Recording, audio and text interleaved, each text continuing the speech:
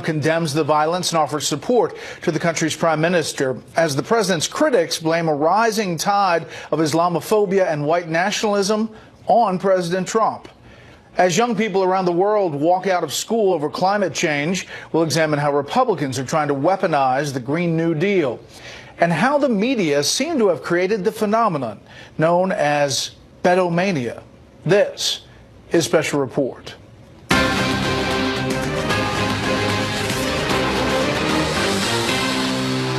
Good evening. Welcome to Washington. I'm Baier. At least 49 people are dead after attacks on two mosques in Christchurch, New Zealand. A suspect is in custody. He is said to have described his anti-immigrant motives in a manifesto. And in the 21st century twist, the gunman put the attacks live on social media, streaming the video. The massacre has sparked worldwide condemnation of what many leaders call a rising tide of racism and Islamophobia, with some critics here in the U.S. already blaming President Trump. We have Fox team coverage. John Roberts is at the White House, has the president's reaction. We start off, though, in London with senior foreign affairs correspondent Greg Palcott with the latest. Good evening, Greg.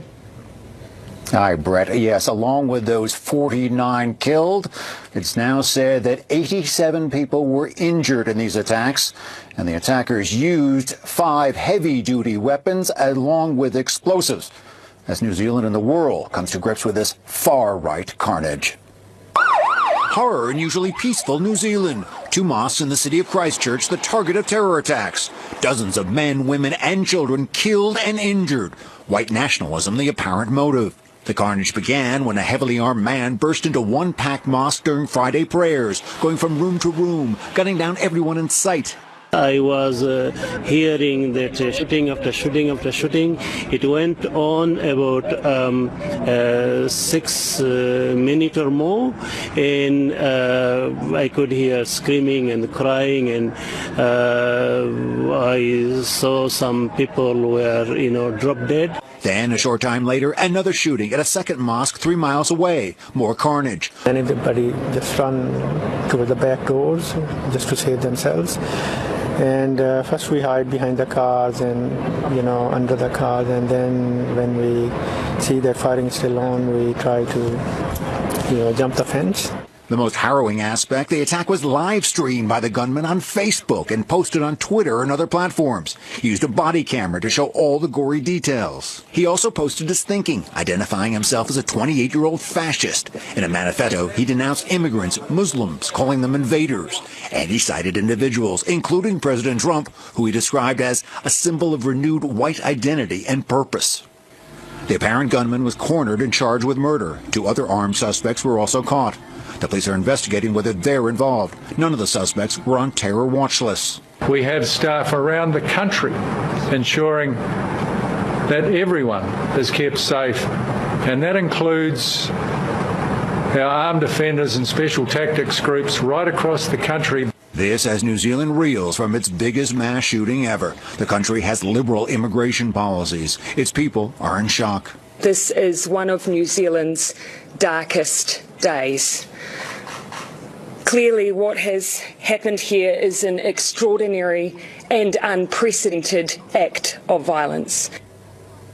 The suspected main gunman is now identified as an Australian man. He is set to appear in court shortly as New Zealand and the rest of the world, according to the New Zealand Prime Minister, has a bit of reflection about this act. Brett. Greg, thank you. There are some Trump critics who are trying to establish a link between the suspect's anti-immigrant views and the policies of President Trump. And the White House is pushing back. Chief White House correspondent John Roberts has that part of the story tonight. Good evening, John. Brett, good evening to you. President Trump has said repeatedly he is not anti-immigrant, he is anti-illegal immigration. Still, the very fact that the killer mentioned the president in his writings was enough for some of Mr. Trump's critics to try to draw a connection. In the Oval Office today, surrounded by angel parents and law enforcement, President Trump said he called New Zealand's prime minister and expressed condolences for the horrible shooting. These sacred places of worship were turned into scenes of evil killing. You've all been seeing what went on. It's a horrible, horrible thing. I told the prime minister that the United States is with them all the way, 100%, whatever they need. we will be there. But some Democrats took note of the New Zealand killer's motivation and pointed fingers at President Trump. Words have consequences, like saying we have an invasion at our border and talking about people as though they were different in some fatal way. The White House today scolded anyone who would make that connection. It's outrageous to even make that connection between this deranged individual that committed this evil crime to the president, who has repeatedly condemned bigotry, racism, and has made it very clear that this is a terrorist attack. The president also took heat for tweeting about the so-called Jexodus as the New Zealand tragedy was unfolding. The Jexodus movement encourages Jewish people to leave the Democrat Party, he wrote. Total disrespect. Republicans are waiting with open arms. It is a tremendous crisis. President Trump does continue to insist there is an invasion across the southern border which poses a national security risk, which is why, for the first time, he used his veto pen to kill the resolution Congress passed yesterday to block his emergency declaration. We're on track for 1 million illegal aliens to rush our borders. People hate the word invasion, but that's what it is. The House is planning a vote to override the veto on March 26, though it will likely fall short of the two-thirds majority needed. The Senate has no plans for an override vote, though Democrats say the law allows them to bring it up again in 6 months. In a statement, Senator Chuck Schumer saying the president holds the rule of law and our Constitution in minimal regard. There is no emergency. And there are new concerns today about North Korea and its next move. North Korean officials announcing Kim Jong-un is deciding whether to suspend talks with the United States and resume nuclear and missile testing. Secretary of State Mike Pompeo insisting that would be a promise broken. In Hanoi, on multiple occasions, he spoke directly to the president and made a commitment that he would not resume nuclear testing, nor would he resume missile testing. President Trump made it clear to Kim Jong-un in Hanoi that in order to have sanctions lifted, Kim would have to give up all of his weapons of mass destruction, nuclear, chemical, and biological.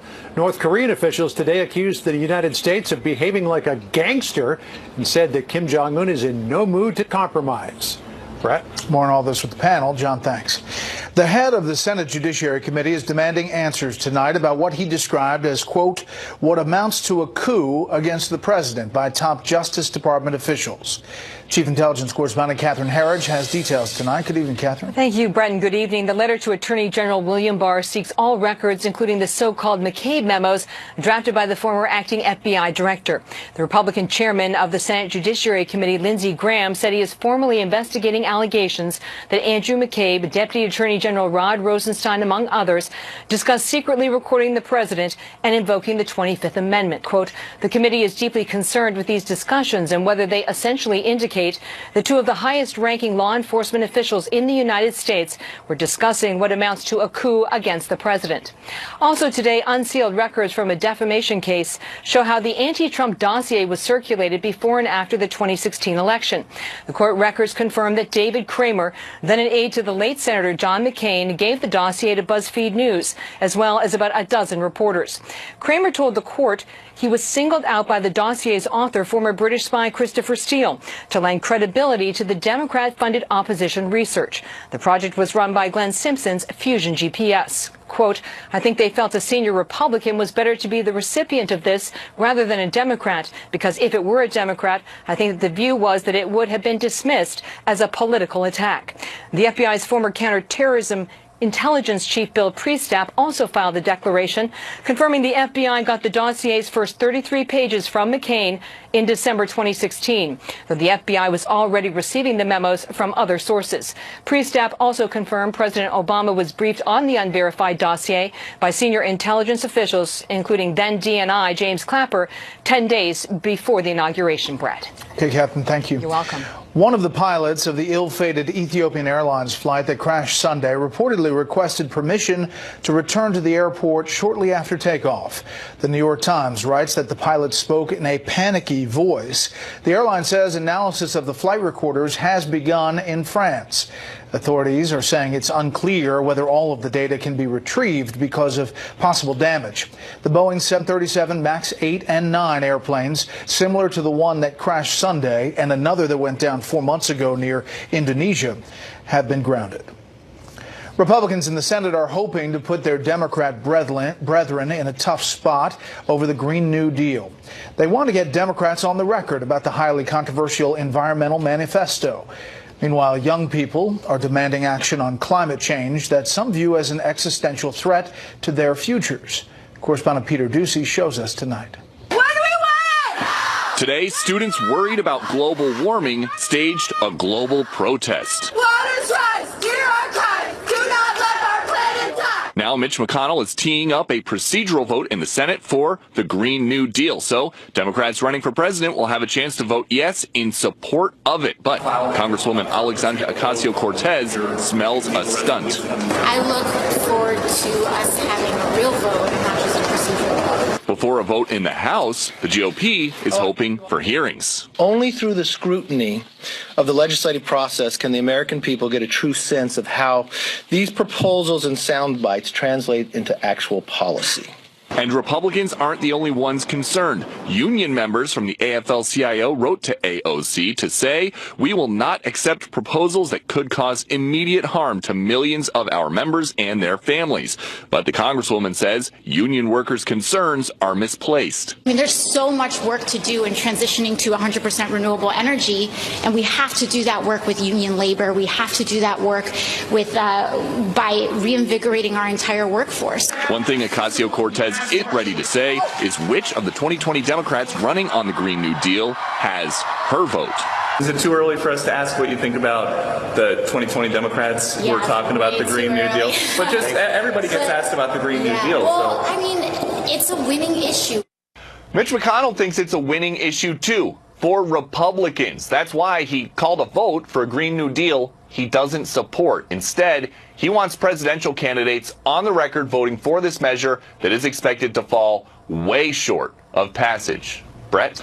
Peter, thank you. Secretary of State Mike Pompeo says the U.S. is restricting visas for personnel working for the International Criminal Court, investigating American military activities in Afghanistan as possible war crimes. Pompeo says the U.S. will take additional steps if necessary. A director at Human Rights Watch calls the announcement a thuggish attempt to penalize investigators at that court. American diplomats just back from Venezuela are meeting with Secretary Pompeo today. Meanwhile, Special Envoy Elliot Abrams says Venezuela's oil exports have been dropping steadily by roughly 50,000 barrels per month. He says production is likely to dip below 1 million barrels a day within 1 or 2 months. We're learning more details and new details tonight about what happened to trigger air raid sirens Thursday in Tel Aviv, and then the response to it. Correspondent Trey Yanks fills us in from our Middle East newsroom. 2 rockets fired from the Hamas-controlled Gaza Strip towards Tel Aviv were likely launched by mistake. Despite that assessment by the IDF, Israel struck 100 different targets in Gaza. As Israeli airstrikes pounded Hamas positions, militants began firing more rockets towards southern Israel. Israel's missile defense system, the Iron Dome, intercepted most of the launches, and by the time the sun rose in the Middle East, this round of violence appeared to have finished. Palestinians have rallied on the border between Israel and Gaza for nearly a year, demanding access to fuel, electricity, and clean water. As part of current ceasefire understandings, today was the first Friday in 51 weeks that no demonstrations took place along the border. But Hamas says it is prepared to fight after this round of violence if conflict breaks out again. Our people will continue their struggle despite this aggression to break the siege. On the Israeli side, the past 24 hours of escalation turned into a political debate on how to deal with the violence from Gaza. Israeli Prime Minister Benjamin Netanyahu has been criticized by members of his own cabinet, who called his response overnight, quote, pathetic. His opponent in the upcoming Israeli elections and his former chief of staff, Benny Gantz, said Israel should not ever allow rockets to be fired from Gaza. We cannot accept any violation of our sovereignty and our security, regardless of who did it in the Gaza Strip. Whoever is Israel's next prime minister will likely face more rocket fire from Gaza. But now, with Palestinian factions there receiving military support from countries like Iran, the next war in Gaza could be the bloodiest yet. Brett? Trey Yanks in Jerusalem. Trey, thanks. Up next, what is behind the media's fascination with now Democratic presidential candidate Beto O'Rourke? We'll bring you there. First, here's what some of our Fox affiliates around the country are covering tonight. Fox 2 in Detroit with confirmation 2 tornadoes touched down between Flint and Lansing Thursday evening. State police say roughly 70 homes and businesses were damaged. Fortunately, no injuries were immediately reported. Fox 9 in the Twin Cities as a Union Pacific train derails in southern Minnesota, spilling diesel fuel and sparking a fire there. A railroad spokeswoman says 1 locomotive and 12 cars came off the tracks shortly before 5 a.m. 2 crew members were taken to the hospital as a precaution. And this is a live look at San Francisco from our affiliate Fox 2, the Golden Gate Bridge there. One of the big stories tonight, another horse has died at the Santa Anita Park in Arcadia. The death toll in a rash of horse deaths since December is now 22. That's tonight's live look outside the Beltway from Special Report. We'll be right back.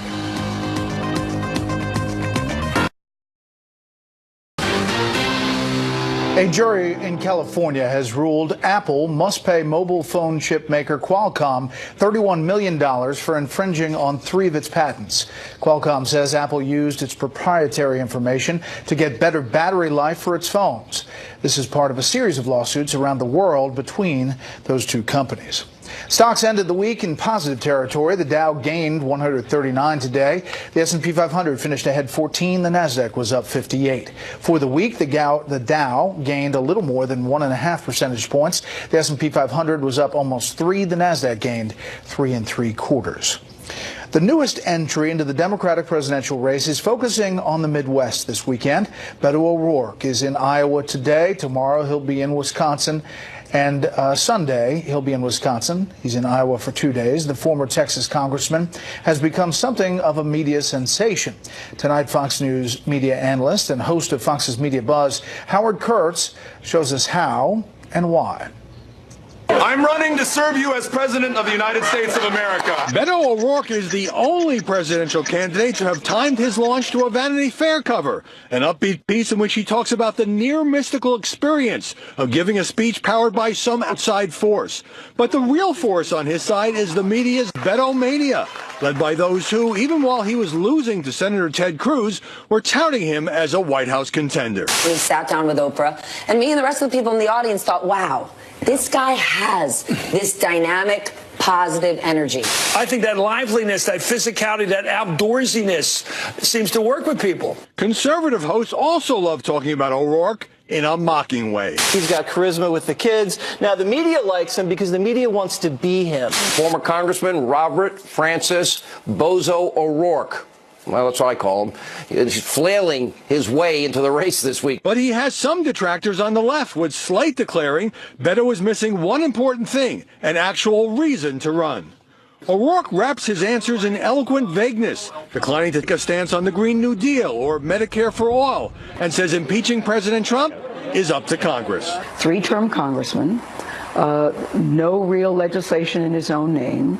Why shouldn't voters be concerned about voting for you with your lack of experience? Well, I'm grateful that ultimately it's up to voters and that they'll have a chance to meet with me. There's no question O'Rourke has political charm and a proven ability to raise money. But the media swoon could fade if he doesn't offer a policy agenda. Or is that less important in the personality-driven Trump era? Brett? We shall see. Howie, thanks. New Jersey Senator Cory Booker is a long way from securing the Democratic presidential nomination, but he has already made up his mind about one thing, the gender of a prospective running mate.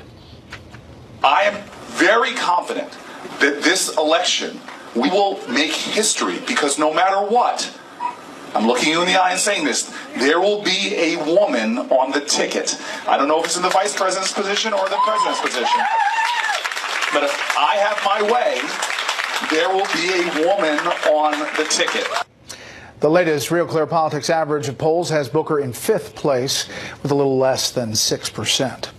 Up next, the future of NATO and the threat from Russia. I'll talk with the president of Estonia. First, beyond our borders tonight, 20 people are confirmed dead in a school building that collapsed in Nigeria Wednesday. Most of them were children. 43 other people were rescued. Officials say the three-story residential building had been marked for demolition and that the school was operating illegally on the top two floors.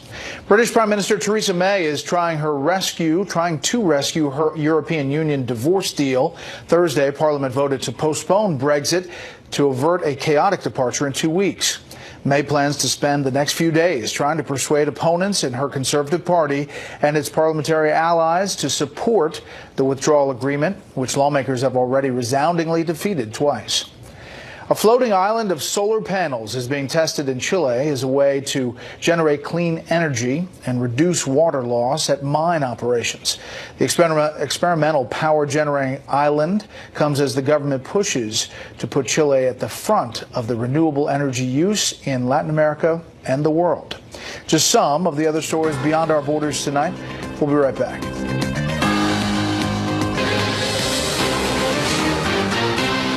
One American ally that is closely watching the growing tensions between Russia and the United States is Estonia, which borders Russia.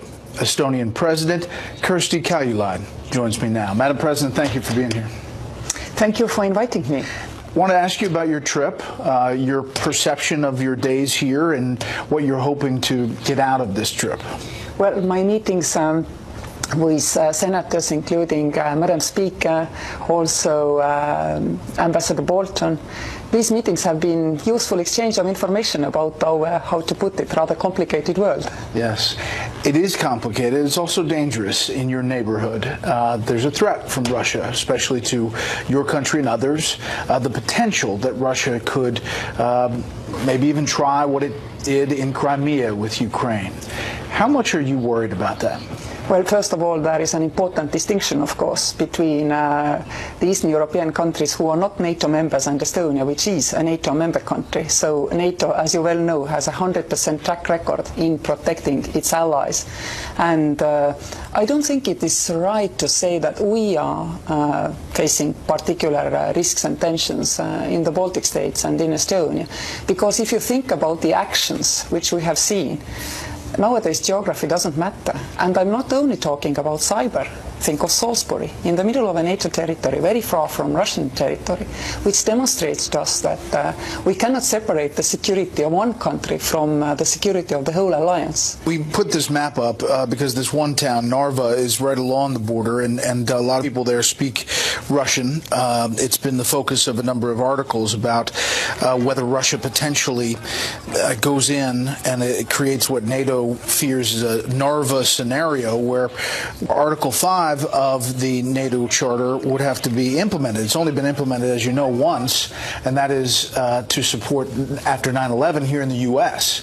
Are you worried at all that the U.S. would not step up and meet that Article 5 responsibility? First of all, no, I'm not worried. Indeed, we have an important Russian-speaking minority, and 30 years ago we were all very worried how they will integrate into the free world, because the only country they had been living in was a tyranny. Soviet Union. And nowadays, actually, I have very often to defend our Russian minority, because people think that simply because your great-grandfather lived in Russia and you like to make Porsche at home and you speak Russian to your grandmother means you think like President Putin. But this is not absolutely true. This is very unfair to treat this way our Russian-speaking people. So I know Congress here has voted numerous times to say the U.S. is committed to NATO and all elements of it.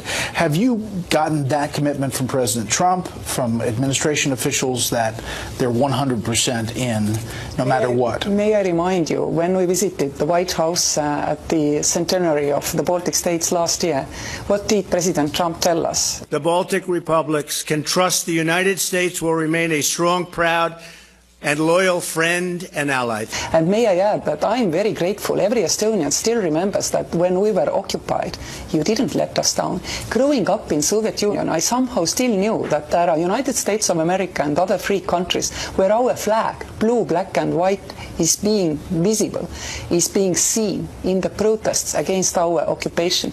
Believe me, this was extremely important.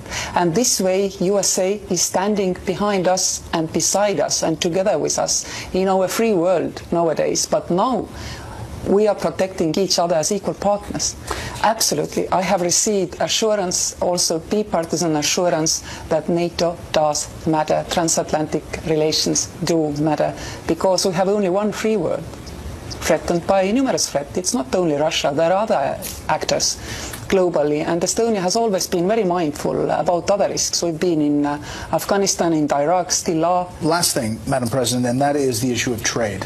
We're going to tariff a lot of the products coming in because the European Union treats us very, very unfairly. It could get tense between the U.S. and the European Union when it comes to tariffs and what lies ahead. What's your perception of that as these negotiations continue? I am from a small open economy, so it is extremely easy to see that for me market access is extremely important, and therefore I'm always standing for free trade as much as we can create it. And I think we need to build trust gradually. Free market is also part of our values and freedoms, and I believe that we will continue solving our differences as we have always been solving our differences. I would also like to add that I'm extremely grateful to this support which we have seen from your congressmen, because this also has a deterrent effect on all the risks which we are facing. This also builds gradually this trust which we need also to solve our numerous differences. Madam President, we appreciate your time. Thank you. Thank you so much. Thank you. The massacre in New Zealand and allegations that Islamophobia is to blame. We'll get reaction from the panel when we return.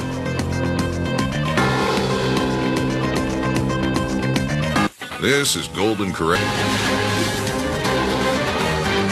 It is clear that this is one of New Zealand's darkest days. Clearly, what has happened here is an extraordinary and unprecedented act of violence. Earlier today, I spoke with Prime Minister Ardern of New Zealand to express the sorrow of our entire nation following the monstrous terror attacks at 2 mosques. These sacred places of worship were turned into scenes of evil killing. I told the Prime Minister that the United States is with them all the way. 100%, whatever they need, we will be there. At least 49 people killed as a heavily armed man who live streamed the event went into 2 different mosques, killing people. As you heard, the president condemning that violence. He was asked after this news conference after this event in the Oval Office whether he thought white nationalism was on the rise around the world. I think it's a small group of people that have very, very serious problems. I guess if you look at what happened in New Zealand, perhaps that's a case. I don't know enough about it yet. They're just learning about the person and the people involved. A number of Democrats hopped on this, and they've tied this attack to the president. Kirsten Gillibrand running for president. Time and time again, this president has embraced and emboldened white supremacists, and instead of condemning racist terrorists, he covers for them. This isn't normal or acceptable. We have to be better than this. We'll start there with the panel. Let's bring in our panel. Washington Post columnist Mark Thiessen, Molly Hemingway, senior editor at The Federalist, and Josh Kraushaar. He is the politics editor at the National Journal. Mark. So there seems to be, anytime there's an incident like this, there seems to be a reflex on the left to 1, blame Donald Trump, and 2, blame guns. And these are the same people who said a few years ago it was absolutely outrageous to suggest that when a member of the resistance, a Bernie Sanders volunteer, tried to assassinate Steve Scalise on a baseball field, that we would even raise the possibility that their rhetoric was responsible. But they immediately jump at blaming Donald Trump for this. It's not Donald Trump's fault that this happened. It's not even guns that are going. If you want to find someone to blame, social media is a good place to start. Social media is not guns. Social media is the accelerant that allows these things to happen. This guy, he live streamed it on Facebook. He then reposted it on YouTube. There was a discussion of it on Reddit where they're spreading his ideology. He posted on Twitter and on Scribd his 74-page manifesto, and then he announced it in advance on 8chan. So they're using social media not just to publicize their activities, but then also to link up. This is how it used to be. Extremists were sitting in a basement somewhere and they couldn't communicate with anybody. Now these extremists can go on social media, communicate with each other, spread their hateful ideology, and push people into this violent frenzy that we saw unleashed in New Zealand. Josh, Administration officials and the president condemning this attack, offering support to New Zealand, and yet this kind of comes all together today. Yeah, Brett, it would be a welcome gesture for President Trump, not just to respond in the Oval Office, but to give a speech condemning anti-Muslim bigotry and really giving a real message from the White House to the rest of the world that this type of rhetoric that inspired this white supremacist killer is absolutely unacceptable. But I think Mark's point is really important, the globalization of hate, the fact that someone's crazy views can spread at warp speed across the internet. And I think there's a lot of responsibility on Facebook, Twitter, and these social media platforms. According to the reporting, the Facebook didn't know about the social media posts that showed this crime, this killing. They had to be informed by the New Zealand police. I mean, these are the leading companies of the world, and they're slow at the uptick to figure out how to police this type of rhetoric. Molly? Sadly, as we get more information on mass shootings, we learn a little bit more about how they occur and how they spread. And much research indicates that there are certain things that you should do if you don't want it to spread further. You shouldn't highlight who the person who's committed the act of terror is. You should highlight the victims. In this case, there are 49 people who were gunned down in their house of worship for being Muslim, and that's something that you should focus on. You also shouldn't take the manifesto that might be written and fuel it or publish it or share it with people. And unfortunately, but I do think there has been an aspect of a lot of media coverage that has sort of taken what the manifesto said. It said it wanted to provoke sort of race hatred. It wanted to provoke people into fighting about different things, particularly in the United States. It mentioned certain people in order to fuel that kind of discussion. So I think responsible media outlets should make sure that they're careful about how they talk about it so that these acts of hatred don't further spread. And to that extent, sometimes, downplaying the significance of what the hater believed can be helpful, and just focusing people on loving one another and not letting these acts of evil overcome. All right, let's turn to North Korea. News here. This is from the Associated Press. On our way back, this is from the Vice Foreign Minister. On our way back to the homeland, our chairman of the State Affairs Commission said, "For what reason do we have to make this train trip again? I want to make it clear that the gangster-like stand of the U.S. will eventually put the situation in danger. We have neither the intention to compromise with the U.S. in any form, nor much less the desire or plan to conduct this kind of negotiation. What is clear is that the U.S. has thrown away a golden opportunity this time. This time we understood very clearly that the United States has a very different calculation to ours." Here's the National Security Advisor and the Secretary of State. I think that's inaccurate, but the president is our decision maker. They're wrong about that, and I was there. My relationship with Kim Jong-chol is professional.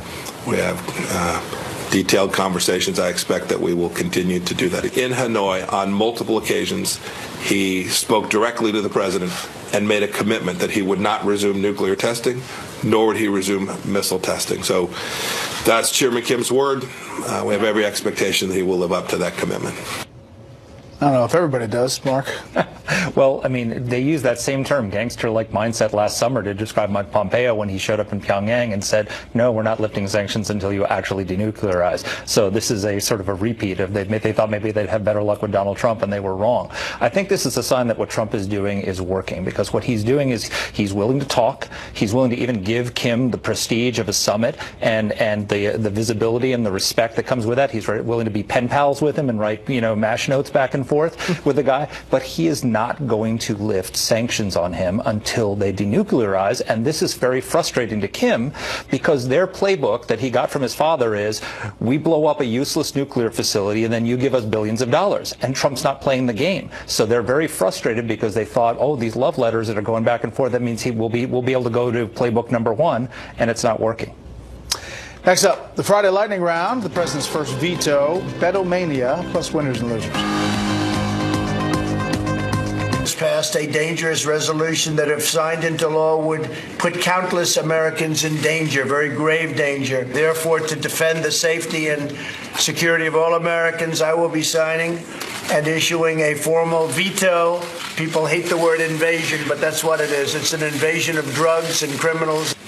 Congress has the freedom to pass this resolution, and I have the duty to veto it. I believe the law allows us to bring it up every 6 months, and certainly we would intend to do that. President Trump vetoing this effort to scale back or say there is not a national emergency on the border, surrounded by sheriffs, families who lost loved ones to illegal immigrants who crossed the border. Also, the Attorney General spoke about how he said it was constitutional and he would fight it in court if it comes to that. We're back with the panel. Molly. You know, I think the biggest threat to the Republic is that Congress has voluntarily ceded all this authority that it has in the Constitution to the executive branch, letting these agencies in that branch of government pass laws, essentially, and enforce them, and they have just let that happen. So it's always a good thing when Congress is trying to reassert its authority, and they should do that here. In this case, it was actually a much more tricky situation, and you saw this in the way that Republicans kind of divided on which way to vote. Technically, Trump had the legal authority to do what he did. He was following the law. He was using appropriated funds for an authorized project. So so I think the constitutional argument might be with him. But Congress needs to keep fighting to reassert its authority and not just doing it when Trump does something they don't like. And they also need to care a lot about the border so that we don't have situations like this as well. Okay, turning to politics, Beto mania. We've been covering it because, well, I mean, it's just gets so much airtime, Josh. We want to analyze the moment, analyze the substance, but there's not a tremendous amount of substance about some of these answers. That's right. I am not bullish on Beto. I think he's more of a celebrity fad candidate, and he didn't even win a Senate race, and you don't see losing congressional candidates typically jump to the presidential campaign. But I think there's one bigger obstacle that he faces, which is the primary calendar. Iowa and New Hampshire are older states that don't necessarily appeal to Beto's strength of younger white voters in the Democratic Party, and he struggles with African-American voters, and he's going to have a real challenge running up against Kamala Harris and Joe Biden potentially in South Carolina. So I don't even see his path in the early states. Mark. This is the ultimate expression of the participation trophy culture on the left. But he didn't even win a Senate race. At least Barack Obama won a Senate race before he immediately announced for president. People thought that was ridiculous. He hadn't even done anything in the Senate. Here, the guy lost. He got a participation trophy in the Senate race, and he thinks he's qualified to run for president of the United States. We shall see. All right, winners and losers. Winner first, Mark. Mike Pompeo is my winner because he announced this week that he's denying visas to officials from the International Criminal Court who want to come here to investigate us for war crimes in Afghanistan. The International Criminal Court is a sham UN court that we never joined, never signed, never ratified, and they presume to sit in judgment and have the power to try and convict Americans, and he's telling them what they can do with their investigation. And loser? My loser is Kristen Gillibrand, who opposed Brett Kavanaugh's nomination over unsubstantiated accusations and was the author of the Congressional Harassment Reform Act to crack down on sexual harassment on Capitol Hill. Well, guess what? Politico reported this week that a male staffer in her office was making unwanted sexual advances, and she stood with the harasser. So she's a Me Too hypocrite. Oh dear. Winner and loser, Josh. Winner, UVA basketball. We're heading into March Madness. They're the top team in the country. They do it the right way. Coach Tony Bennett recruits players that stay there for all 4 years. They learn. They have good academic records, and they're going to be a pretty imposing team in the tournament. Loser is Lori Loughlin and Felicity Huffman, the two celebrities at the heart of that college corruption scandal. And it speaks a lot to, the whole scandal speaks a lot to how celebrities feel like college is as much a license as it is what you're actually learning in school. Winner or loser, Mom? My winner is Sully, who is the service dog named after Captain Sully Sullenberg, who was also serving President George H.W. Bush in his final months. He won the Paw of Courage Award from the American Kennel Club. And my loser is Artemis, who is the cover dog who appeared on Vanity Fair with Beto O'Rourke. And it was a great spot, but people noticed that the dog seemed to be very sad, almost feeling trapped. Some thought he might have clinical depression. So, Artemis, sorry. So we put a word out for all those political dogs who are having to do work for their owners there. Sad face. Okay, thank you, panel. When we come back, notable quotables. No place in New Zealand for such acts of extreme and unprecedented violence. We have told those who disgrace the concept of human dignity they will pay a price. The United States of America has no king, and we never will. I intend to bring impeachment to a vote. That's why we caucus. The cow is out the barn. We're going to be issuing an emergency order of prohibition to ground all flights of the 737 MAX 8 and the 737 MAX 9. The Combs story was me sort of doing a mom thing. Where they flaunted their wealth, sparing no expense to cheat the system so they could set their children up for success with the best education money could buy, literally. I think it's really important to capture kids when they're in high school. They can't go to Tinder and find a date tonight to find that special person who's going to make the difference in their lives. I think he's got a lot of hand movement. I've never seen so much hand movement. I said, is he crazy or is that just the way he acts? Mr. Smollett enters a plea of not guilty. I don't have a beef with this sentence. This budget is just sort of an Alice in Wonderland document. Trump's going to get the money. And may we all be blessed by the luck of the Irish. That's a good thing, the luck of the Irish. The luck of the Irish. St. Patrick's Day this weekend. Happy St. Patrick's.